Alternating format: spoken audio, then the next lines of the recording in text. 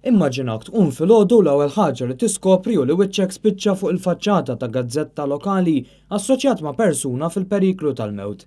Dan hu dak li ġara lil Matthew Dingley, raġel ta' 32 sena mill-Kappara li ġurnal lokali fixklu ma' Malti ieħor bl-istess isem li sfortunatament qed jiġġieled għal ħajtu wara li ntlaqat minn tir ta' arma tan-nar fil-Libja.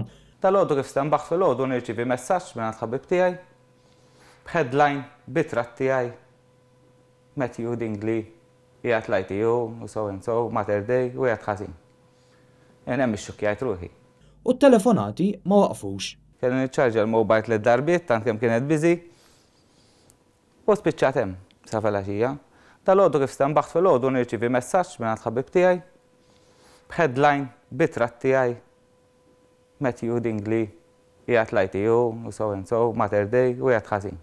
Basikament bdejt nirċievi ħafna messaġġi fuq Facebook u anke messaġġi personali ġifieri true messages tiegħi SMS u anke telefonati. Għattilhom li jiena qed kellmuni għadni ġifieri stabbli ġifieri bniedem normali mhux qiegħed fil-periklu tal-mewt. Jgħid li ħassu xxukkjat u l-ewwel ħsieb li ġieħ kien li jinforma lill-mara. Tixxokkja ruħek tara ismek fuq headline Matthew Dingley. Bażikament fil-fatt ċempet il-marra tisma' sara rasek qiegħed fuq headline għatta ma naħsibx li jiena. Din l-istorja qajmet paniku fost il-qraba tiegħu u bidlitlu ħajtu. Inbidlet li ħajti f'sekonda f'temp ta' mod tant telefonati bit-telefonati ta' mhux ġifieri. Imma anke jiena familja tiegħi xukjaw kulħadd iċempil li jikbi.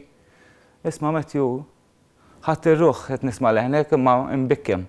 Waqt li kienu ħafna l-persuni li nkwataw għalih. Bħalma għandi jiena ħafna messaġġi fuq il-mobile kienu ħafna dispjaċuti u rrabjati ħafna fuq il-fatt li ppubblikaw it-tratt tiegħi fuq gazzetta li mhux vera jiena kont. Fil-kummenti tiegħu Matthew Dingley awgura li s-sitwazzjoni tal-Malti ferud taqleb għall-aħjar.